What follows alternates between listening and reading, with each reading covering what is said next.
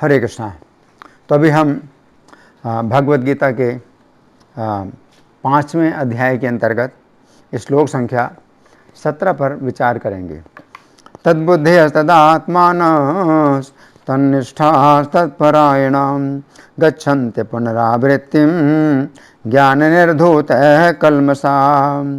तो यहाँ पर भगवान 4 बातें बतलाते हैं। तत्शब्द के साथ में 4 बातें। तद्बुद्धिया, तद्बुद्धि वाले हैं, तत्आत्मान, तत्आत्मा वाले हैं, तत्निष्ठा, तत्निष्ठा वाले हैं, तत्परायणा, तत्परायण हैं, गच्छन्ति अपनरावृत्तिम, तो जाते हैं कहाँ पर? अपनरावृत्ति, जहाँ पर पुनरावृत्ति ना हो, पुनः आना ना हो। ज्ञान निर्धूत कल्मषा, ज्ञान के द्वारा उनके जो पाप हैं वो जल चुके हैं। अब हम सुनेंगे प्रभुपाद तात्पर्य में क्या लिखते हैं। श्रील प्रभुपाद की जय। परम दिव्य सत्य भगवान श्री कृष्ण ही हैं। सारी गीता इसी घोषणा पर केंद्रित है कि श्री कृष्ण भगवान हैं। यही समस्त वेदों का भी अभिमत है। पर तत्व का अर्थ है परम सत्य है, जो भगवान को ब्रह्म परमात्मा तथा भगवान के रूप में जानने वालों द्वारा समझा जाता है। तो यहाँ प्रभुपाद बता रहे हैं कि जो परम सत्य है तो उसको 3 प्रकार से जाना जाता है। तो भगवान ही जो है परम सत्य हैं, लेकिन जो निकट से परम सत्य को जानते हैं तो वो भगवान के रूप में परम सत्य को जानते हैं। लेकिन जो थोड़ा दूरी से परम सत्य को जानते हैं तो वे परम सत्य को परमात्मा के रूप में जानते हैं, और जो और दूरी से परम सत्य को जानते हैं तो वे परम सत्य को ब्रह्म के रूप में जानते हैं। तो यहाँ प्रभुपाद लिखते हैं कि परम सत्य भगवान को ब्रह्म परमात्मा तथा भगवान के रूप में जानने वालों द्वारा समझा जाता है। भगवान ही पर तत्व की पराकाष्ठा है। तो पर तत्व की पराकाष्ठा भगवान है, क्योंकि उससे और निकट परम सत्य को नहीं जाना जा सकता। परम सत्य को बहुत निकट से जाना जाता है तो उस परम सत्य के साथ हमारे व्यक्तिगत संबंध होते हैं, और वो भगवान के नाम, रूप, गुण, लीलाएं, तो इनका जो है वो आस्वादन कर पाता है। तो परम सत्य का आस्वादन जब हो भगवान के रूप में, तो उनके नाम, गुण, रूप, लीलाओं का हम जो है आस्वादन करते हैं। जो अमृत से अधिक मधुर उनकी लीलाएं हैं, उनको हम जो है समझ पाते हैं। तो यही बात है। प्रभुपाद कहते हैं कि भगवान ही इस पर तत्व की पराकाष्ठा है, उनसे बढ़कर कुछ नहीं है। भगवान कहते हैं मत्ता परतरम नान्यत किंचिदस्ति धनंजय। तो इस 7वें अध्याय का 7वां श्लोक है जो प्रभुपाद उद्धृत कर रहे हैं। इसका अर्थ क्या है कि श्री कृष्ण से बढ़कर के और कोई सत्य नहीं है। आगे प्रभुपाद लिखते हैं श्री कृष्ण निराकार ब्रह्म का भी अनुमोदन करते हैं, ब्रह्मणो हि प्रतिष्ठाहम। तो निराकार ब्रह्म जो भगवान श्री कृष्ण के शरीर से निकला हुआ जो प्रकाश है वो निराकार ब्रह्म है। तो ब्रह्मणो हि प्रतिष्ठाहम, ये 14वें अध्याय का श्लोक संख्या 27 है। ब्रह्मणो हि प्रतिष्ठाहम, कि ब्रह्म की प्रतिष्ठा मैं ही हूँ। इसका मतलब है कि ब्रह्म ज्योति जो है जो श्री कृष्ण के शरीर से निकला है, तो ब्रह्म ज्योति भी श्री कृष्ण से अलग नहीं है। आगे प्रभुपाद लिखते हैं अतः सभी प्रकार से श्री कृष्ण परम सत्य यानी परतत्व हैं, जिनके मन, बुद्धि, श्रद्धा और शरण कृष्ण में है, अर्थात जो पूर्णतया कृष्ण भावना भावित हैं, उनके सारे कलमश धुल जाते हैं। तो यहाँ तद्बुद्धिया, तो यहाँ प्रभुपाद लिखते हैं जिनकी बुद्धि कृष्ण में है। तद्बुद्धिया तद आत्मानः, तो आत्मा का मतलब मन, तो जिनका मन भी कृष्ण में है। तदात्मानः तन्निष्ठास, तो यहाँ पर प्रभुपाद कहते हैं श्रद्धा, निष्ठा, उनकी श्रद्धा, निष्ठा कृष्ण में है यानी श्रद्धा कृष्ण में है। और तत्परायणा, तत्परायणा का मतलब है श्री कृष्ण के शरण में है। तो ये 4 चीज़ें प्रभुपाद बताते हैं। तो ये श्लोक से ही है, इस श्लोक में जो भगवान ने कहा है, ये 4 बातें हैं श्री कृष्ण के संबंध में, अर्थात जो पूर्णतया कृष्ण भावना भावित हैं, उनके सारे कलमश धुल जाते हैं। तो यहाँ पर बताया गया है निर्धूत कलमशा, ज्ञान निर्धूत कलमसा, कि ज्ञान से उनके जो कलमस हैं वो धुल गए हैं। आगे प्रभुपाद लिखते हैं, और उन्हें ब्रह्म संबंधी प्रत्येक वस्तु का पूर्ण ज्ञान रहता है। ज्ञान निर्धूत कलमसा, ज्ञान के द्वारा उनके सब पाप जल गए हैं। तो पूर्ण ज्ञान होता है। आगे प्रभुपाद लिखते हैं, कृष्ण भावना भावित व्यक्ति ये भली भांति समझ सकता है कि कृष्ण में द्वैत है, यानी एक साथ एकता तथा भिन्नता। हाँ, तो श्री कृष्ण में द्वैत है। तो हम जो है श्री कृष्ण के साथ में हैं, गुणात्मक रूप से एक हैं, लेकिन मात्रा के रूप में भिन्न हैं। तो इसलिए श्री कृष्ण में द्वैत है, एक साथ एकता भी है और भिन्नता भी है। आगे प्रभु लिखते हैं, और ऐसे दिव्य ज्ञान से युक्त होकर ये वह मुक्ति पथ पर सुस्थिर प्रगति कर सकता है। तो ये दिव्य ज्ञान है, ये दिव्य ज्ञान कहलाता है, जिसमें कि हमारा जो मन है, हमारी बुद्धि है, श्रद्धा है, शरण है, जब श्री कृष्ण में हो जाए तो मुक्ति पथ पर सुस्थिर प्रगति कर सकते हैं। तो मुक्ति के रास्ते में हम स्थिरता से प्रगति कर सकते हैं। तो ऐसा नहीं प्रगति कभी हो गई और कभी अवनति हो गई। तो जितना हम आगे बढ़े उससे ज़्यादा हम पीछे हट गए। तो फिर अंत में क्या होता है कि हम फिर पीछे ही रह जाते हैं। तो ऐसा नहीं है। स्थिर प्रगति कर सकता है दिव्य ज्ञान से युक्त होकर के। तो दिव्य ज्ञान ऐसा होता है कि ये हमें फिर मुक्ति पथ पर आगे हमेशा बढ़ाता जाता है। तो यहाँ प्रभुपाद का तात्पर्य समाप्त हुआ। अब हम सुनेंगे श्री भगवान ने कहा में इस श्लोक की कैसे व्याख्या हुई है। पिछले श्लोक में श्री कृष्ण ने अर्जुन से कहा था कि जिन व्यक्तियों का अज्ञान ज्ञान के विधि के द्वारा नष्ट हो चुका है, उनके हृदय में कृष्ण भावनामृत का ज्ञान सूर्य के समान श्री कृष्ण को प्रकाशित करता है। उस समय अर्जुन के मन में संशय उठा कि यदि ऐसे व्यक्तियों के हृदय में स्थित हुआ ज्ञान श्री कृष्ण को प्रकाशित करता है, तो उस समय उन व्यक्तियों को क्या क्रम के अनुसार कुछ अलग अलग अवस्थाएं प्राप्त होती हैं, अथवा सीधे उन्हें कृष्ण भावनामृत की पूर्ण अवस्था प्राप्त हो जाती है। अंतर्यामी होने के कारण श्री कृष्ण अर्जुन के मन में स्थित संशय को समझ गए, अतः उन्होंने इस श्लोक में भक्ति के 4 अलग अलग धरातल बताए, जिनसे कृष्ण भावना भावित व्यक्ति गुजरते हैं। इस श्लोक में श्री कृष्ण की 6 अत्यंत महत्वपूर्ण शिक्षाएं हैं, जिनकी हम क्रम पूर्वक चर्चा करेंगे। तो पहली शिक्षा क्या है? श्री कृष्ण में लगी हुई बुद्धि वाले। इस श्लोक के प्रारंभिक शब्द हैं तद्बुद्धिया, अर्थात श्री कृष्ण में लगी हुई बुद्धि वाले। ये समझने की बात है कि भक्ति में आगे बढ़ने के लिए 9 सोपान हैं, जिनमें सबसे पहला सोपान है श्रद्धा। सर्वप्रथम व्यक्ति की साधु तथा शास्त्रों में श्रद्धा होती है कि ये हमें सही रास्ता बताने वाले हैं। फिर श्रद्धा के बाद दूसरा सोपान है साधु संग। इस सोपान में साधु संग में आकर व्यक्ति आध्यात्मिक जीवन के विषय में कुछ प्रश्न पूछता है। फिर तीसरा सोपान है भजन क्रिया। इस स्थिति में व्यक्ति साधु तथा गुरु के द्वारा भक्ति के नियमों को जान लेता है तथा उन नियमों पर चलने लगता है। अब पिछले श्लोक में जो बात बताई गई थी कि ज्ञान की विधि एक ऐसी हवा है जिसके द्वारा व्यक्ति अज्ञान के बादल को नष्ट कर देता है तथा इस प्रकार उसके हृदय में स्थित कृष्ण भावनामृत रूपी सूर्य श्री कृष्ण को प्रकाशित करने लगता है। अब यहाँ पर ज्ञान की जिस विधि की बात आई है वो भक्ति का तीसरा सोपान है, जिसे भजन क्रिया कहा जाता है। अब यहाँ पर श्री कृष्ण इसी बात को तद्बुद्धिया का नाम दे रहे हैं, अर्थात श्री कृष्ण में लगी हुई बुद्धि वाले। ये समझने की बात है कि व्यक्ति जिस समय भजन क्रिया के धरातल पर होता है उस समय उसका मन भजन में नहीं लगता है, परंतु वो अपनी बुद्धि के द्वारा अपने मन को लगाता है। भजन क्रिया की स्थिति में चूँकि कोई रस नहीं मिलता है, अतः व्यक्ति का मन नहीं लगता है, परंतु भजन क्रिया का अर्थ है कि व्यक्ति का मन नहीं लगता है, परंतु व्यक्ति अपनी बुद्धि के द्वारा अपने मन को श्री कृष्ण के भजन में लगाता है।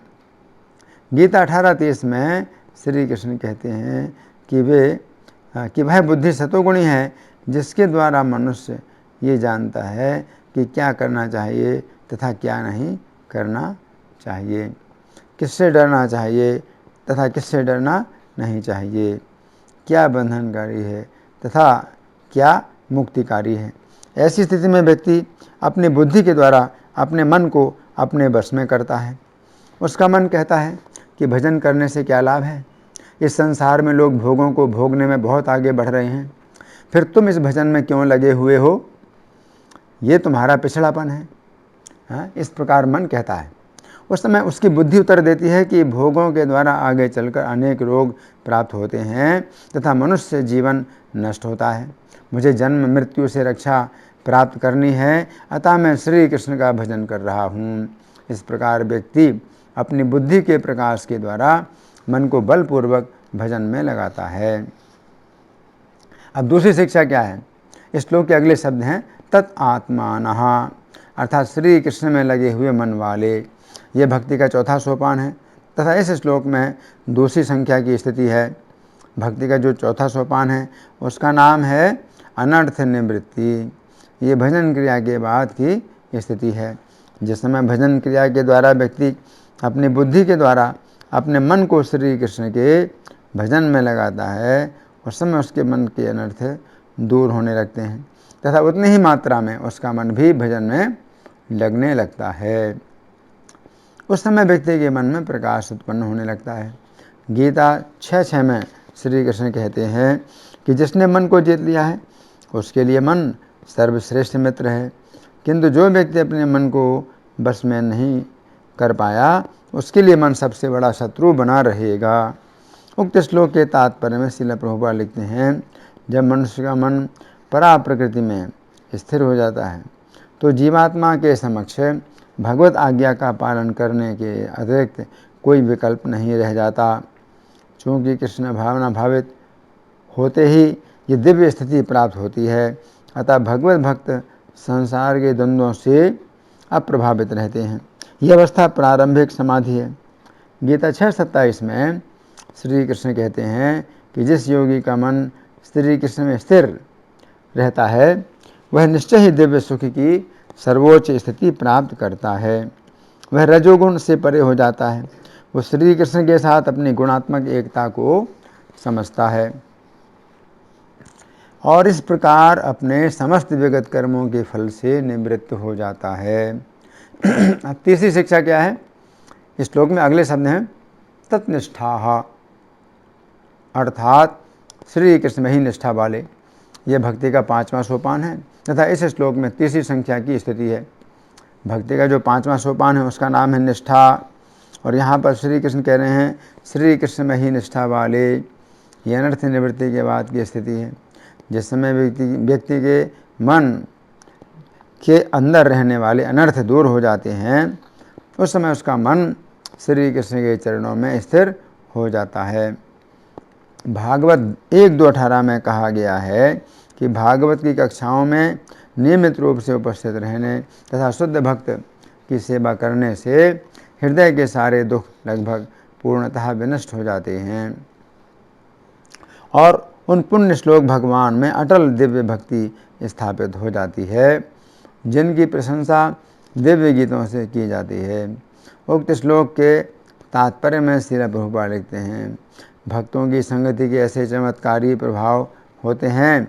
इन प्रभावों को व्यावहारिक रूप से समझने के लिए ये ध्यान देना आवश्यक है कि भक्तों की ऐसी निष्कलुष संगति से दिव्य ज्ञान अवश्य में बड़ी आसानी से प्राप्त होगा, जिससे मन भगवान की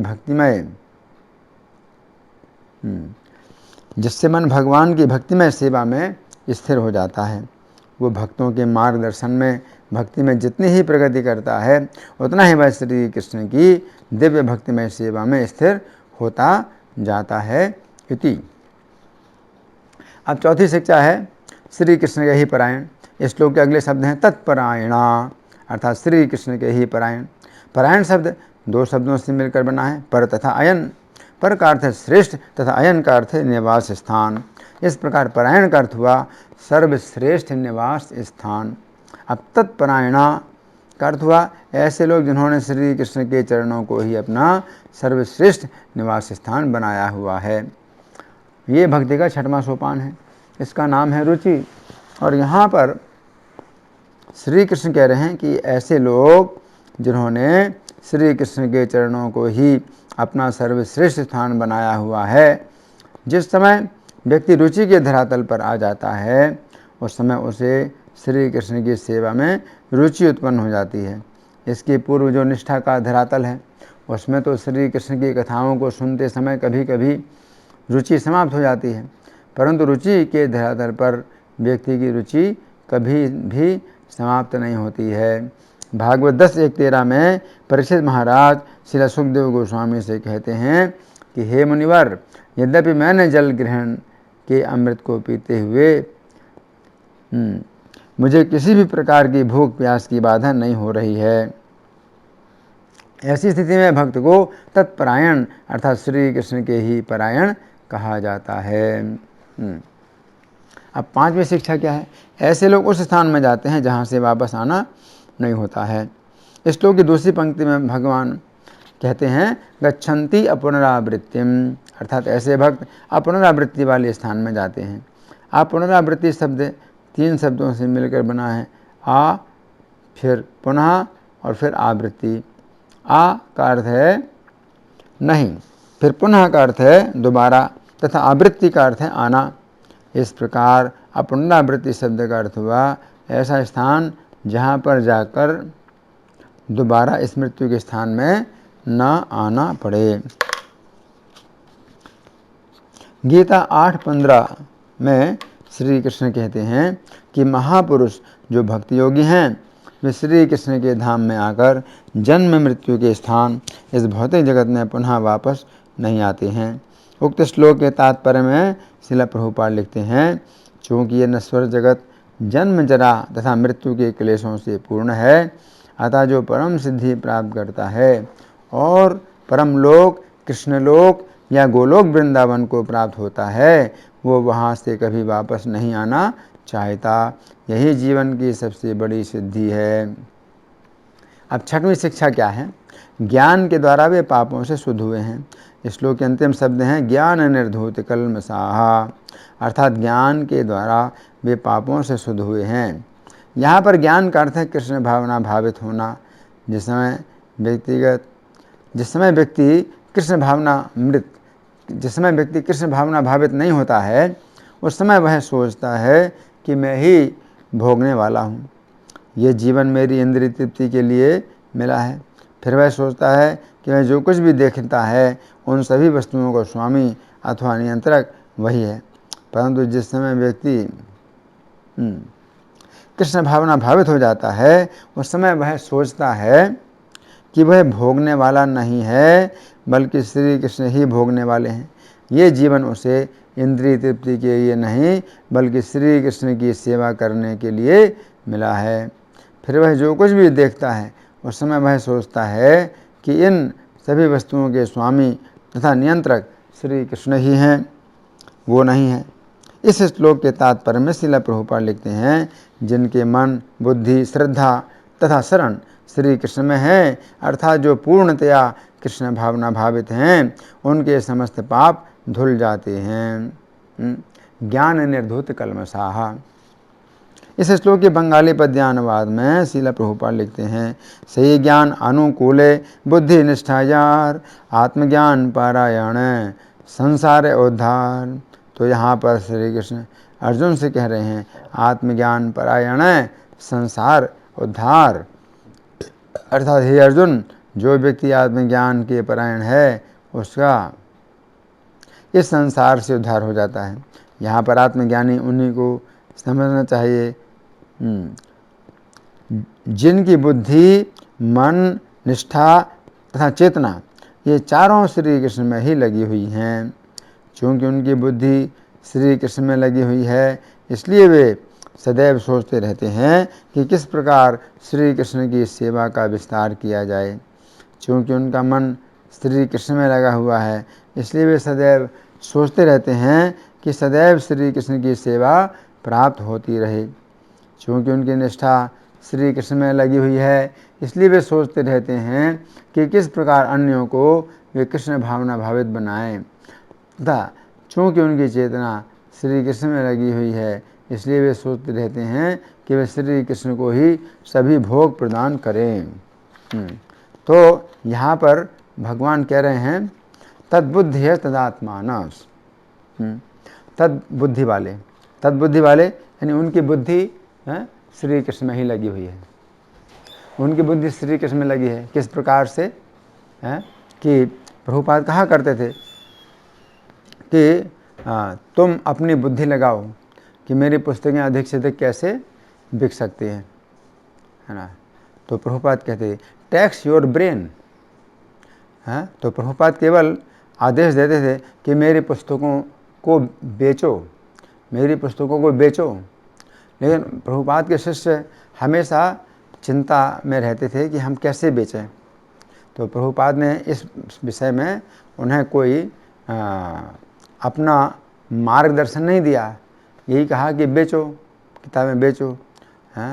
और फिर प्रभुपाद ने कहा कि अपना जो है पूरा समय लगाओ इसमें, अपनी बुद्धि लगाओ इसमें।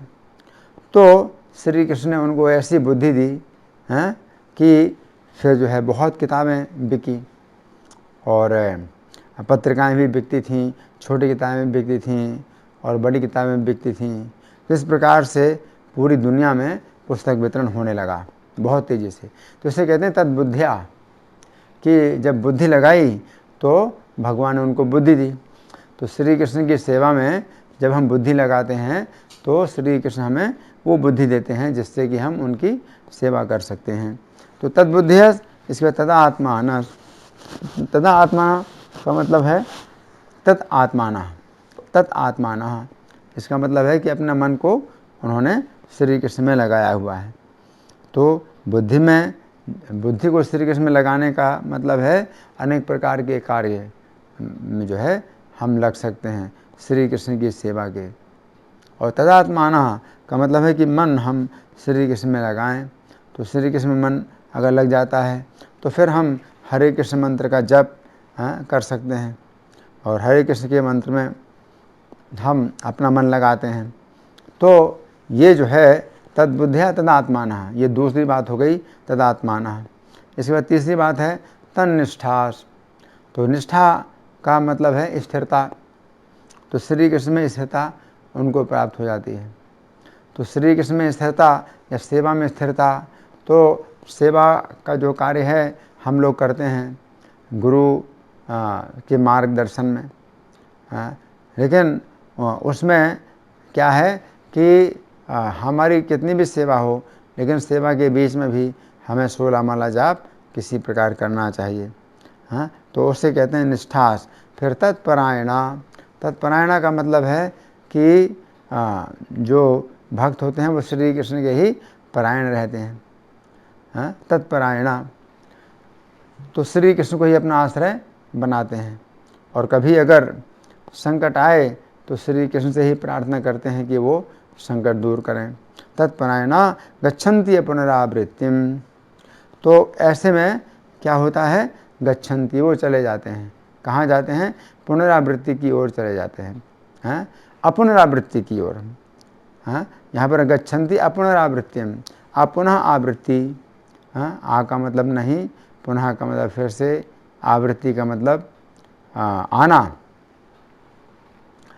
तो जिनको दोबारा नहीं आना पड़ेगा, तो अगर वो श्री कृष्ण के पूर्ण शरणागत हो जाते हैं, कृष्ण परायण, आत्मानमत परायण, तो भगवान ने मेरे परायण कहा है।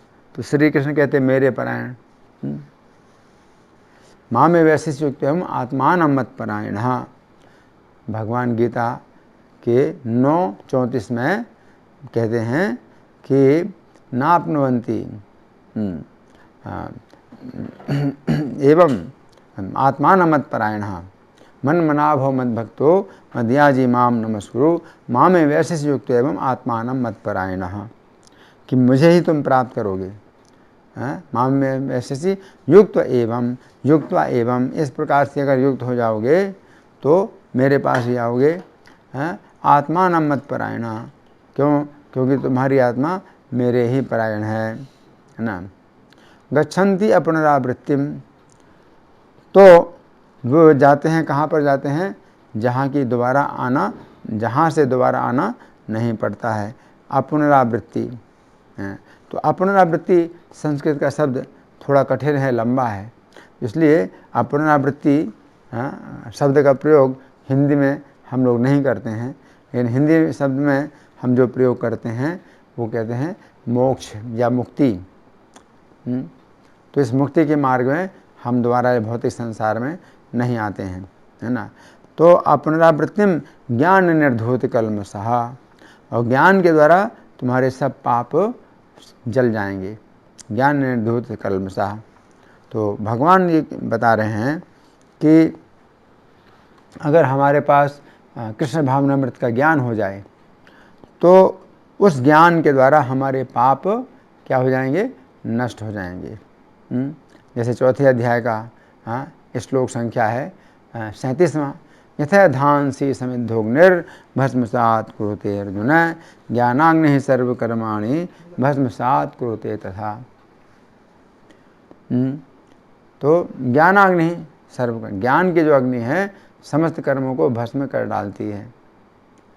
कैसे?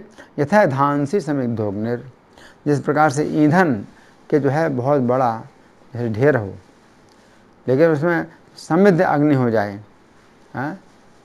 तो अग्नि में जो है जैसे उसको उड़ेल दिया जाए, अग्नि में उसको डाल दिया जाए, तो क्या होता है, ज्ञान निर्धूत कल्मषः, तो ज्ञान की अग्नि में उनके सब पाप जल जाते हैं, है ना। तो ये जो ज्ञान की अग्नि है तो ये हमेशा हमारे शरीर में जलती रहे, हमारे मन में जलती रहे, क्योंकि ज्ञान की अग्नि से किसी प्रकार का खतरा नहीं है। ज्ञान की अग्नि केवल हमारे पापों को ही जलाती है, और श्री कृष्ण की सेवा में कोई बाधा नहीं डालती, और हमारे शरीर की रक्षा में भी कोई बाधा नहीं डालती। तो इस तरह से हमें अपनी रक्षा करानी चाहिए। कैसे? ज्ञान निर्धूत कल्मषः, कि जो ज्ञान से जो है जल चुके हैं, भस्म हो गए हैं, क्या पाप भस्म हो गए हैं। गच्छन्ति पुनरावृत्तिम ज्ञान निर्धूत कल्मषः, तो ज्ञान के द्वारा जिनके पाप जल गए हैं।